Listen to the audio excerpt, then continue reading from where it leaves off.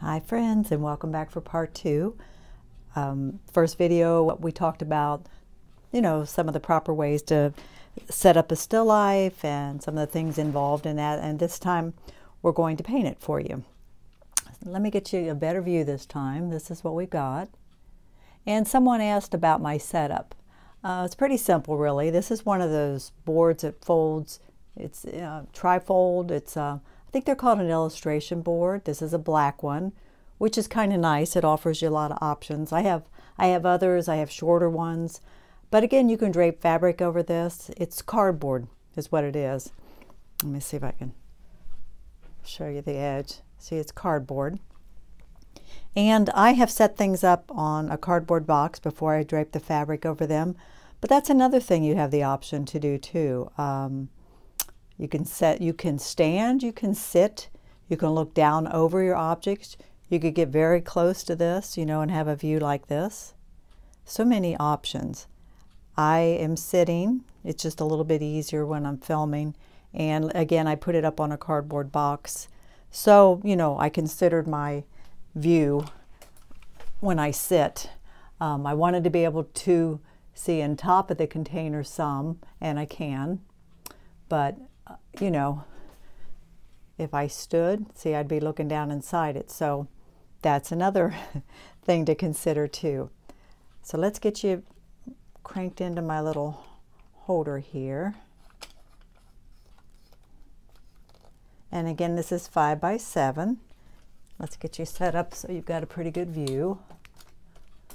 I've been working hard on getting you set up more up in front of it, and I'm kind of painting off to the side of it, so hopefully that's working.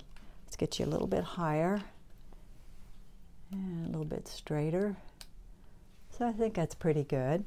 One thing I was thinking that I did not mention is when you do your placement of items on your canvas is to consider, are you framing this?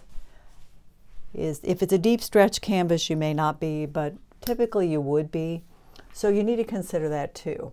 When you frame, the frame's going to come down over the edge of the canvas a little bit. So you either want your items on there to run under that frame, or keep them far enough away that it doesn't look awkward. I've heard people call that a pinch point. You wouldn't want, for example, your frame to come here and your item to start, just a millimeter away from it. That might look awkward. So this lemon is not in a great place, so I may run it off. I'm guessing will run it off. So the way we'll start this, we're going to block in this first. And even though it looks white, it's not really white. It's more of a gray color. So I'm going to start off, I think, and mix like 3 values. So first thing I do is put out a blob of white. Great place to start, right? And to arrive at a gray, there's so many ways to do that. And there's grayed versions of every color. Again, you gray a color by putting a complement in it. So lots of ways to arrive at a gray. You can do blue and orange, So it just doesn't matter. So one side of this obviously is catching more light, and that side is warmer.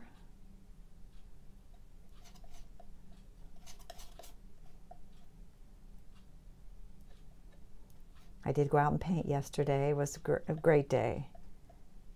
It's a wonderful, enjoyable experience, plein air, if things are right. And I got to sit in a shady spot, and the weather was nice, and my umbrella went in the ground, so I had shade. It was a good day. Not always the case with plein air, but some people are brave. They'll paint right out in the full sun, and I just can't do that for many reasons. I have vitiligo for one, so I'm losing pigment, so I have to be in the shade.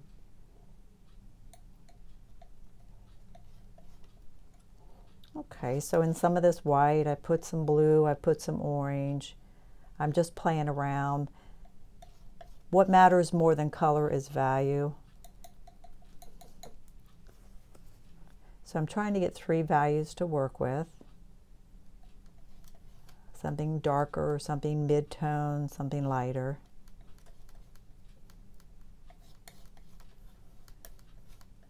And you can spend a lot of time mixing color. Some people enjoy that actually. They'll get everything pre-mixed and then, you know, for every area of their painting, and then they start out and just kind of fill it in.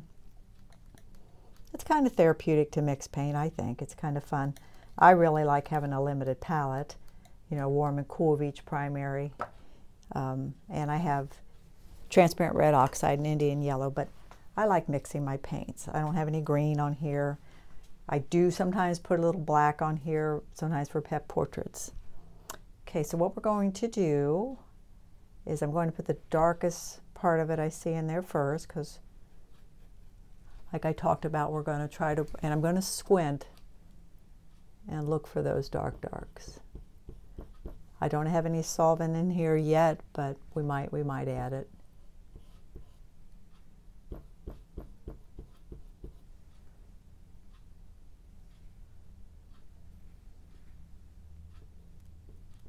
Some of that dark runs over into that handle.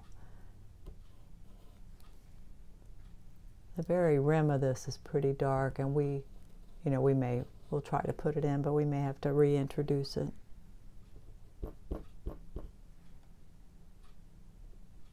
And it gets light as it moves across.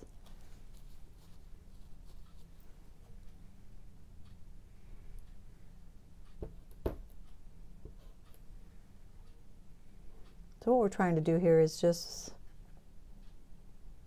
do a block in and get the object color on the object. It's dark where that handle meets the container. And I'm squinting. I'm not looking at the detail yet.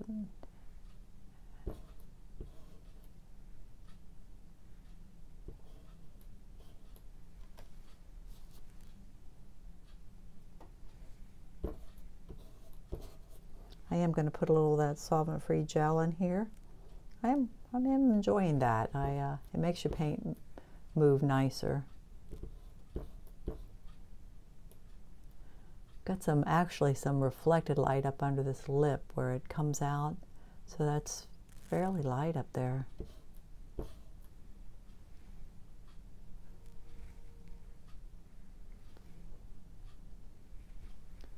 Just looking for values, and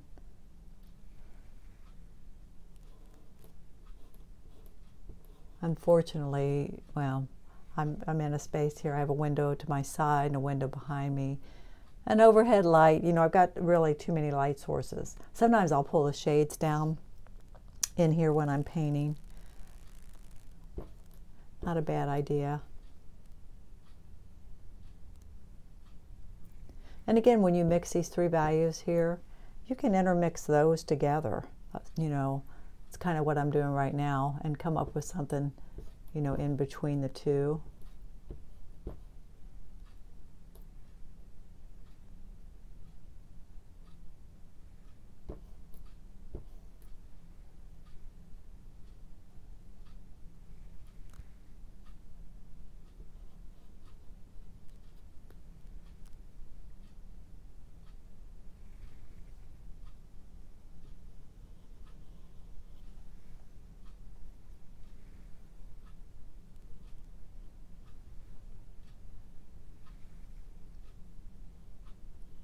Pretty day here.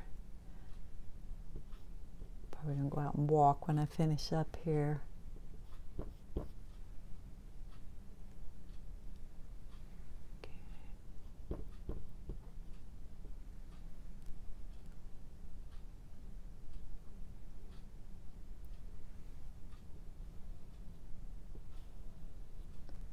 That in there is pretty light. It's catching.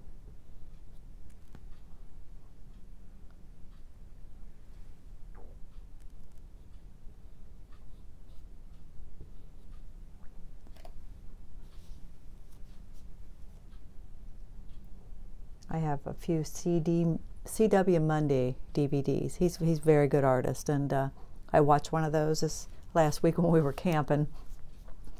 He paints a variety of ways, which I think it's great to try different things, but the one I was watching, he was doing a still life, and he was painting in fruits and stuff.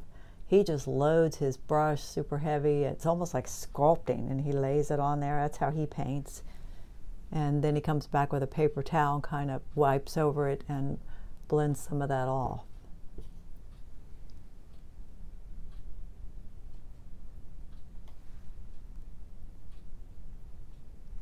I want this pretty light over here, but I don't know that I want it so yellow, so I put a little bit of that more kind of blue color into it to gray it down.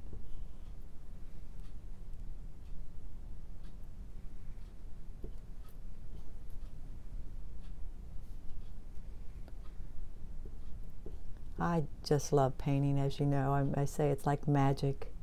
You know, you start off with a blank canvas and create something that hopefully feels, you know, three-dimensional, and very exciting. That lemon comes up here, so I'm painting around that.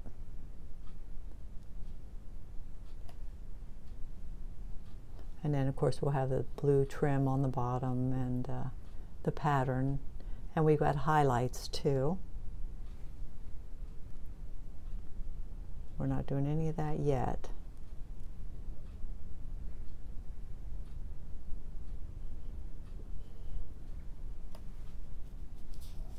So that's a good enough block in. Let's move on. The lemons, as I mentioned, they're so bright and juicy and saturated, they absolutely could really pull your eye. But this blue and white's my focal point. So what I'm going to do is I'm going to take some crimson and some ultramarine, and I'm going to make me a purple. Mix me a little bit of purple here on my palette. And then take my yellow. Now, I want a few different values in my yellow too.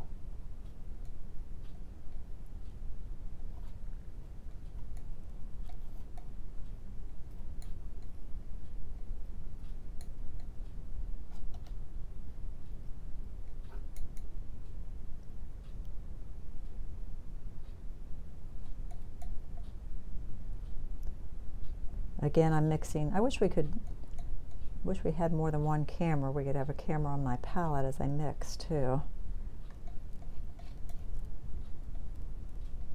Maybe someday we'll figure that out. Okay, so I'm going to lay in the darkest part of those lemons that I see.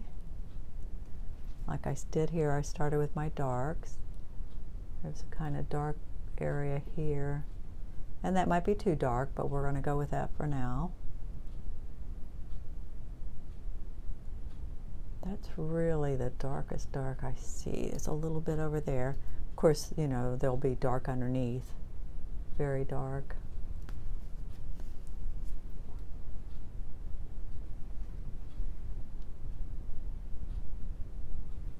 I'm going to mix a little gel in there again.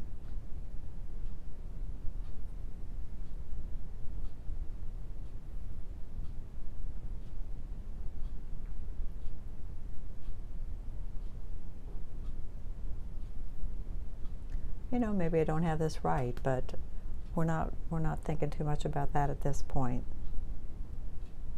You know, maybe I won't like that color when I get further along. Okay, let me look how high up this lemon goes in relation to this handle. It's pretty high. It's about up in there.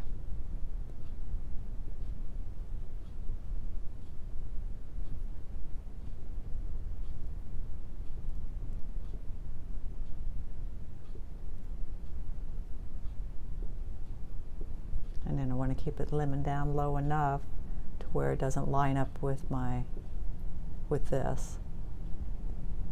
And we got to get the shape of this right so it feels like a lemon. And we will, but we're not too worried about that yet. Now I'm going to get a little lighter and cleaner as I move toward the light.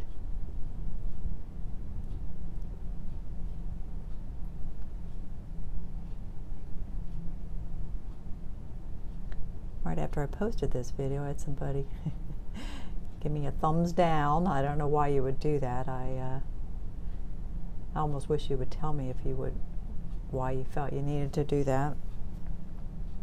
Who knows? I have a lot of variety of people watching these, I guess, and if I'm not for you, I guess I'm not for you, and you'll move on, right?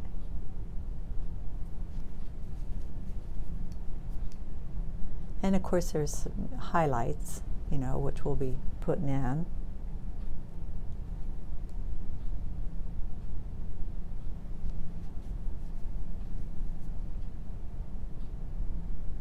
You know, we can go back into this, even though, you know, this is a smaller detail. But I'm just saying, you know, you can kind of clean up this lemon shape with the color of your little jug. All right.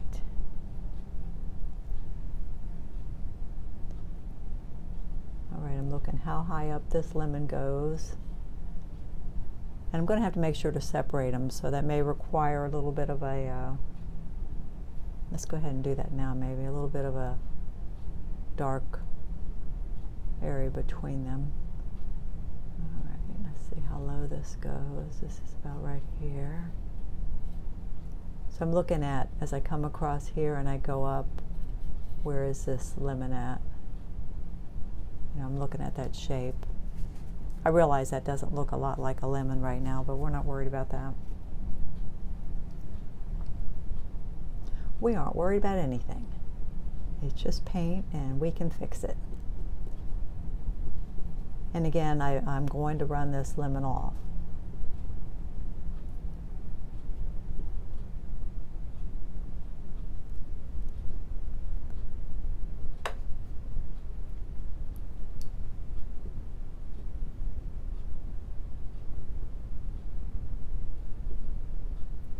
Let me get a little bit of that gel again. I am liking that.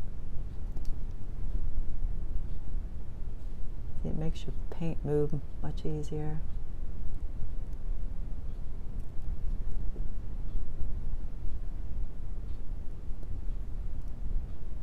Push that back a little bit.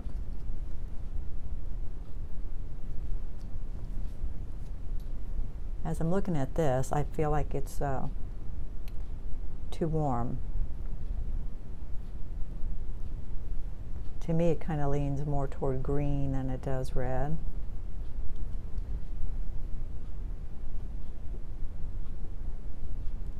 And that is too red, too much crimson. So we're going to pull it more green.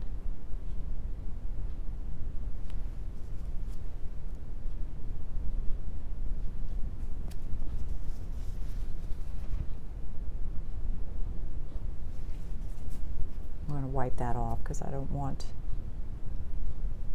you know, that's an area right there shooting past the lemon. It's catching a lot of light and we want to make sure. See how nice that is? Going thick like that, it really makes it feel like light, doesn't it? Okay, let's move on. Let's see, our background's hitting about right in there.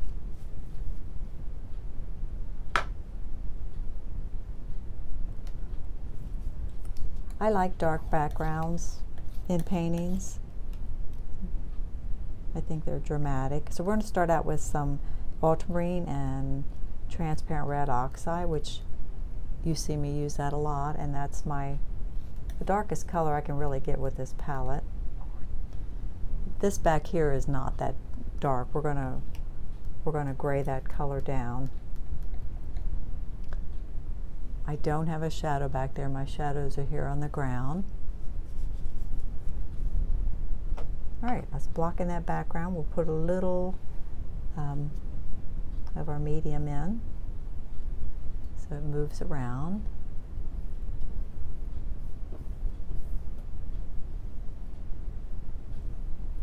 And gives me opportunity to look at the shape of this top of this jar as I'm painting the ellipse.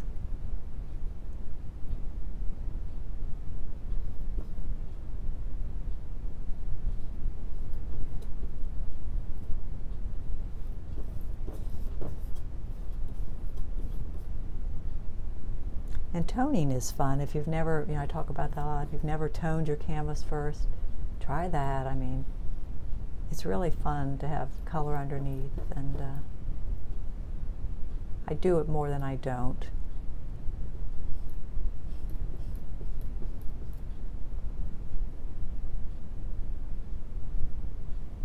Yesterday I painted in Hamilton, Ohio. I don't know where you're located, but there's a log cabin there, and it's called the Soldiers Monument, and that's what I painted. The cabin in front of the Soldiers Monument is what I, and the way I did it is I sketched it in first with wet paint, and then I put it has a big dome on the top with a soldier, and so the first thing I painted in was the sky. I went ahead and painted around that and created that shape, which I don't do that often, but I think it works well when say you're painting a great big building that has a lot of dormers and things going on. Sometimes to paint the sky and create that shape is a good way to start.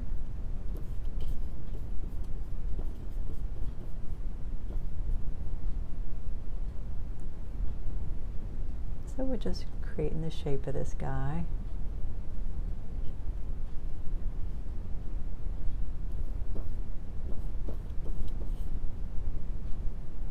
And I'm kind of varying the color a little bit as I go, and my brush strokes.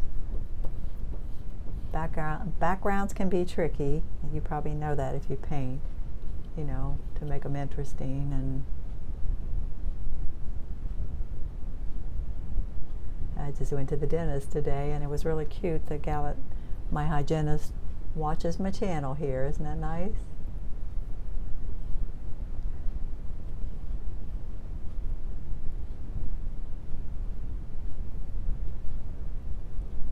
Guess you never know who's watching, do you?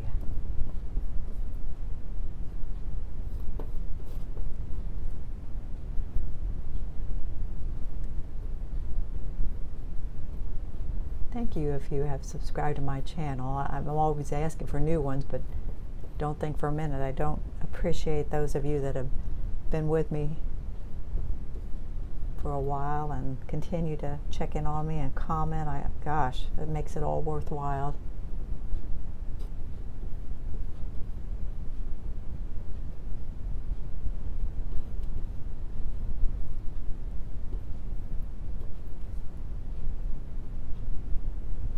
I'd love to, I've mentioned this before, but if you leave a comment, tell me where you're from. I'd be interested to know that. I assume a lot of you are not in the United States.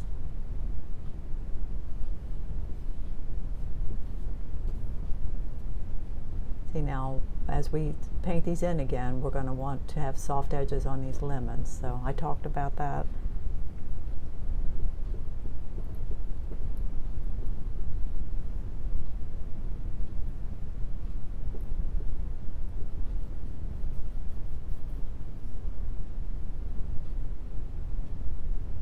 Before we do this foreground, I'm putting in some of this shadow area.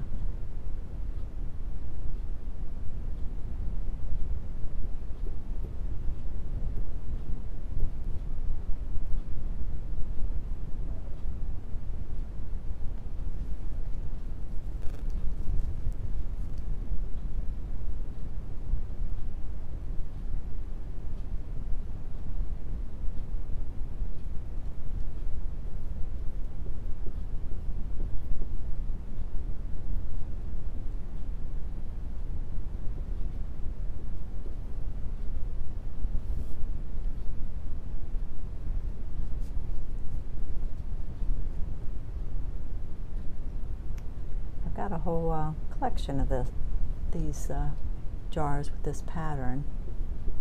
I really love pottery, and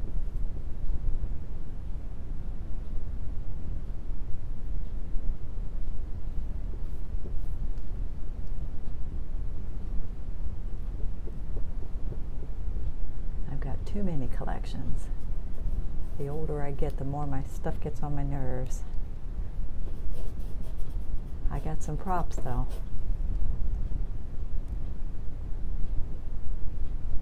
Actually, I have a prop cupboard in the other room.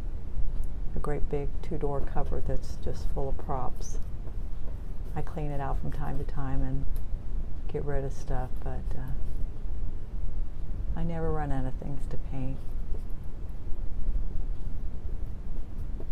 Especially when I walk around my house and pick out stuff to paint. Alright, so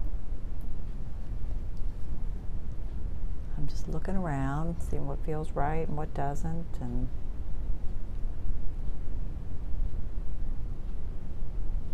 that handle needs to come down a little bit more. Alright, so I would consider that a block-in. Everything's, you know, we've got paint everywhere, everything's covered. Now is the time we'll start looking at things again really hard and seeing what we need to adjust.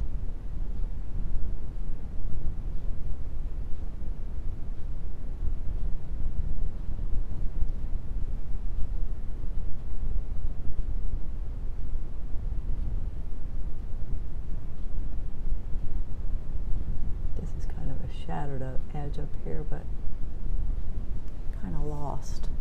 All right.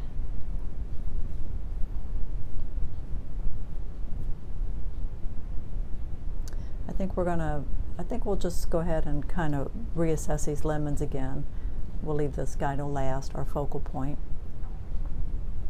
Okay, so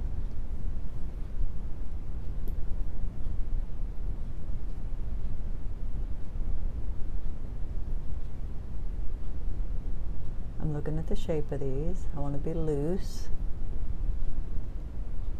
We're going to run that off.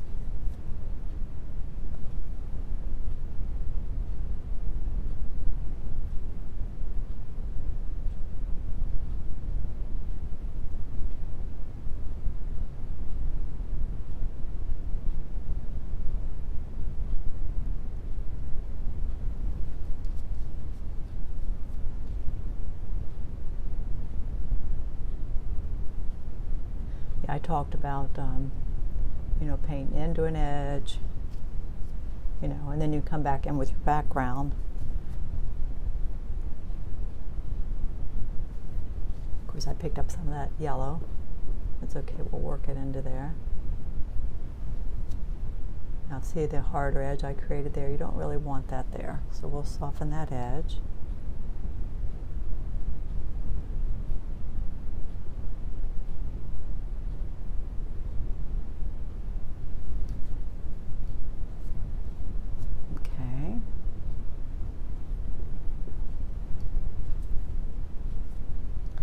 Now lemons have a highlight, but it's I'm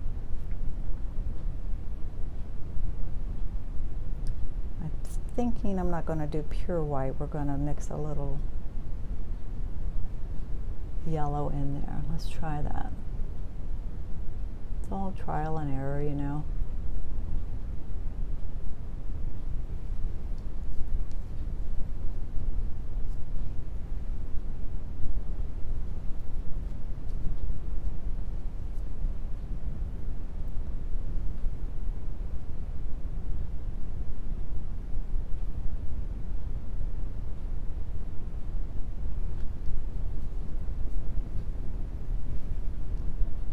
We've run it off, but I still want it to feel like a lemon, so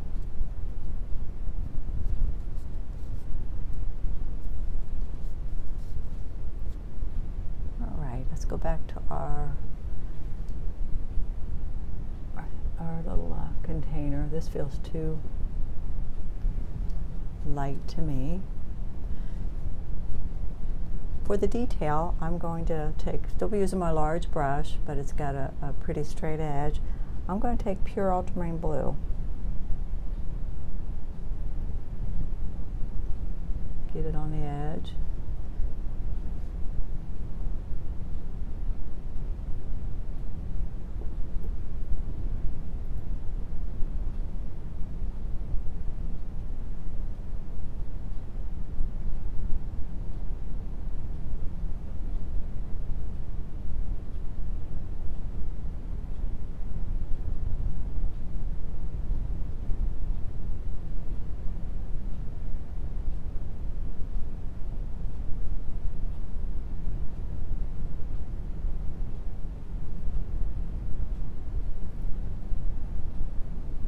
So I keep dipping it because I don't want to muddy it up.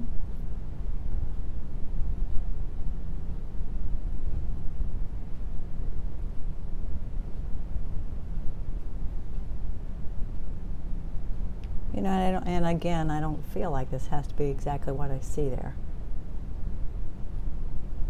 If it was a commission and this was an item that was really important to the person I was painting it for, I would want it to be exactly. But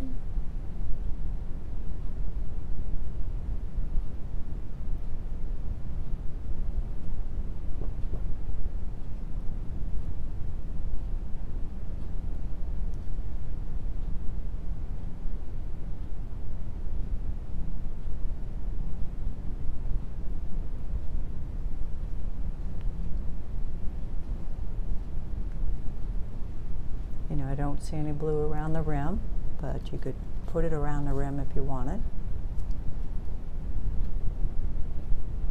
Okay, I feel like this handle is a little light.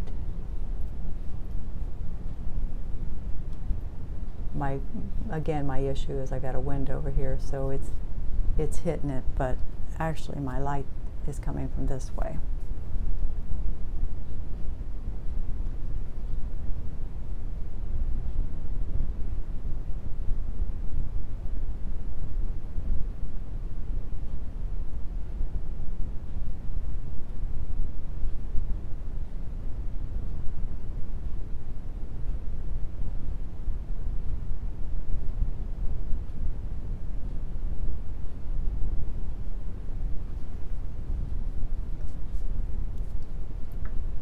I'm going to get out one of my little liner brushes.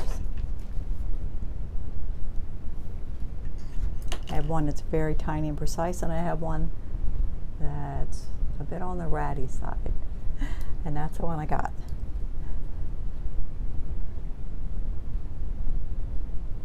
And I could have done this detail in with this little tiny liner brush too, but I didn't see any reason to.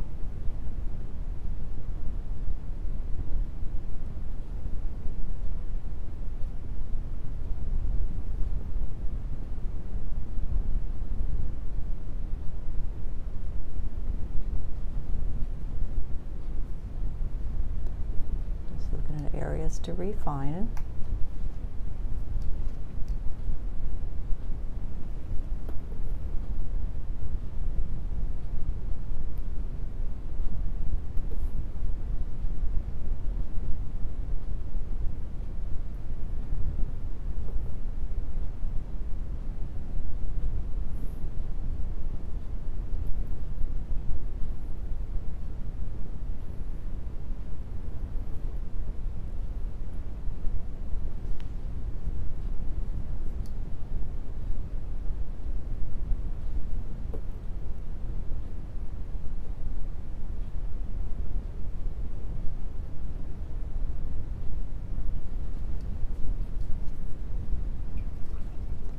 As you can see, even though that's kind of a gray-white container, even if it was pure white, I would still keep it grayed. So let's lay on some of those highlights that we see. I'm going to try pure white. I may not want pure white when I'm done, but we'll try it. And it will stand out on, I didn't get enough, it will stand out on here because we kept this dark enough.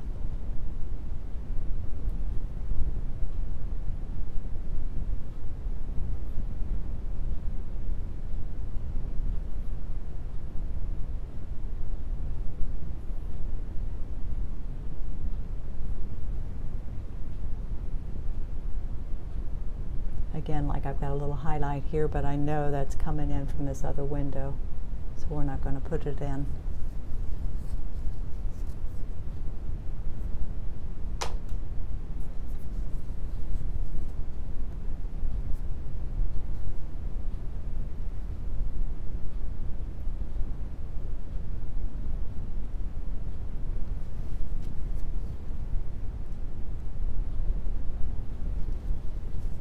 I want that to feel like a lemon.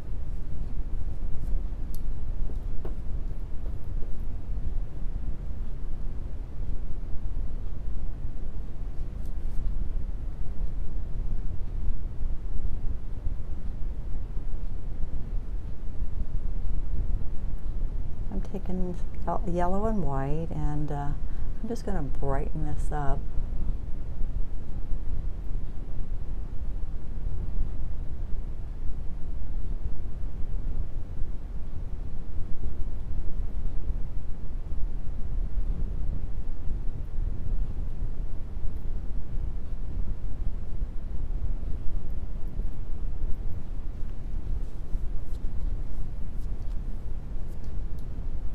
See, for me, I like how painterly this feels.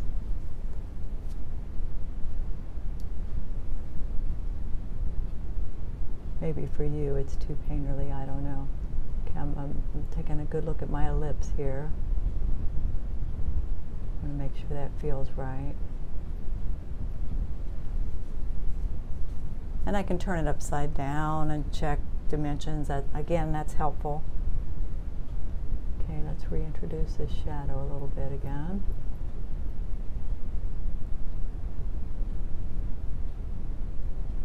And that one.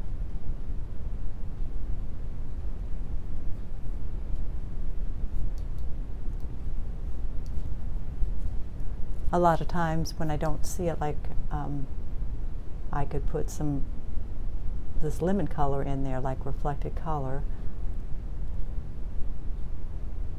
Even though I don't see it, I could do that. I like doing that kind of thing. Or it could peek out just here under the lip if you wanted. You know, have fun, move color around. You'll see people paint and they'll say, wait, let's put some of it here and then put it here, and you know, they move it around.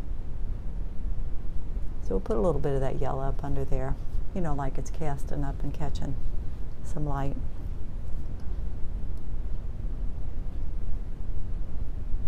Okay, this is kind of bugging me, so let's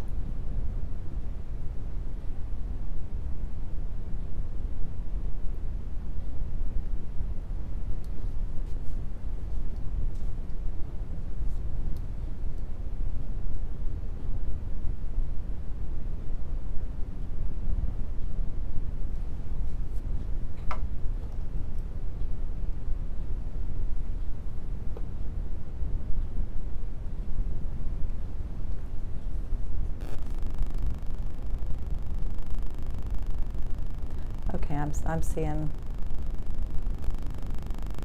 a mistake. This lip is actually out. I'm looking, it's actually out over the handle.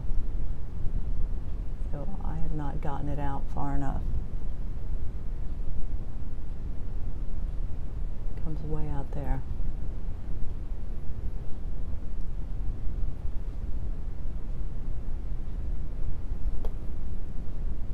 Would be the same on this side, right? I mean, it's not like anybody's going to be seeing this. I've talked about that before. You know, this is my inspiration. But I think it looks better that way.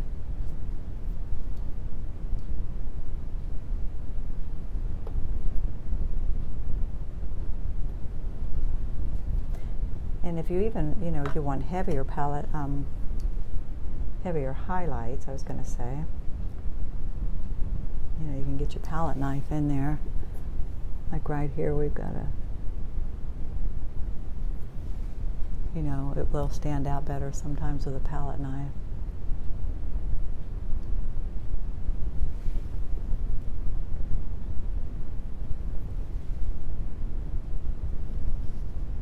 Okay, well that's good enough, I think, for today. It's been 40 minutes. So when we frame this, you know, this will be hidden under the edge of the frame, which is good.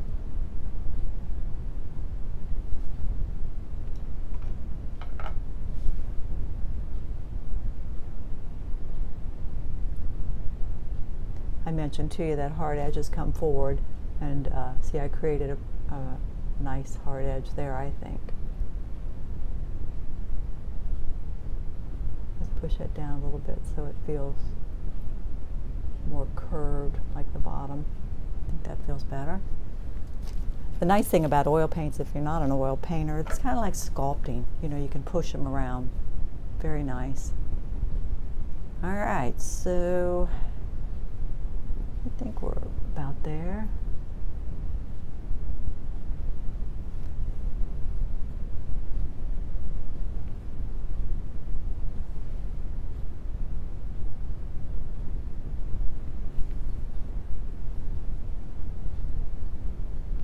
Okay, well, I'll back out and show you.